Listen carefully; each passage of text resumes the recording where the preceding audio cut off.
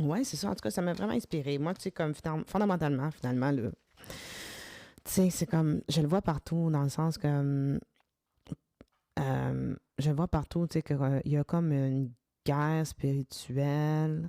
Puis, tu sais, sans rentrer dans les subtilités de cette guerre-là, mais juste comme qu'est-ce qui est explicite, tu sais, quand tu regardes finalement tes chanteurs préférés, tout le temps en train de faire des signes sataniques, tu sais.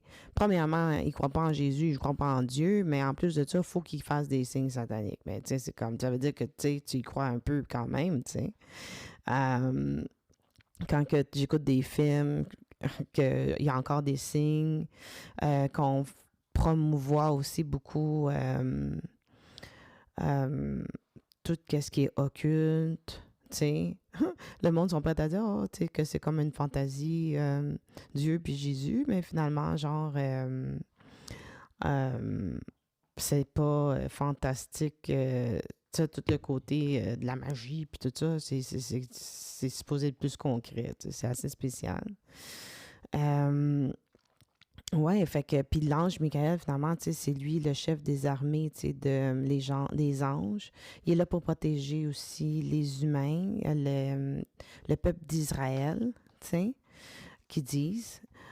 Peuple d'Israël aussi, moi, tu sais, ça peut être le nouveau peuple d'Israël. Donc, ça voudrait peut-être dire justement les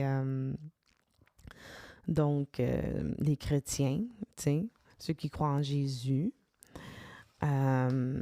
Puis que finalement, à la fin des temps aussi, dans l'Apocalypse, c'est lui qui va, quand on va entendre sa voix, dans les derniers temps, ça va annoncer la venue de Jésus, parce que Jésus, il va revenir.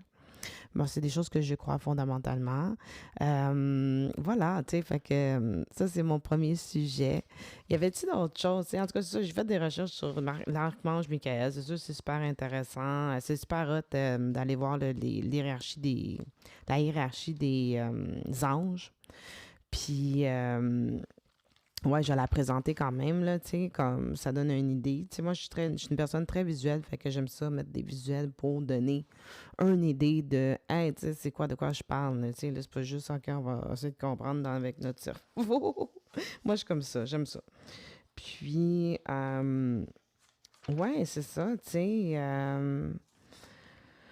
fait que c'est ça, c'est vraiment, ça m'a inspiré ce sujet-là grâce au podcast de Sean Ryan, que lui aussi, ouvertement, tu sais, il parle beaucoup de guerre spirituelle également.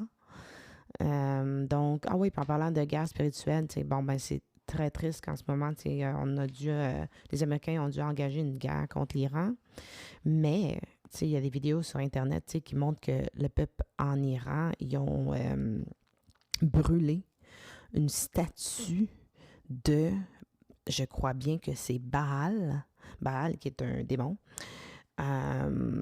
Ouais, tu sais, ils ont brûlé cette statue-là, puis ils ont dit, ouais, fait que, tu sais, à quelque part, there is a spiritual warfare, là, ça c'est sûr, là, une guerre spirituelle, qui est là depuis finalement la création de l'humain, finalement.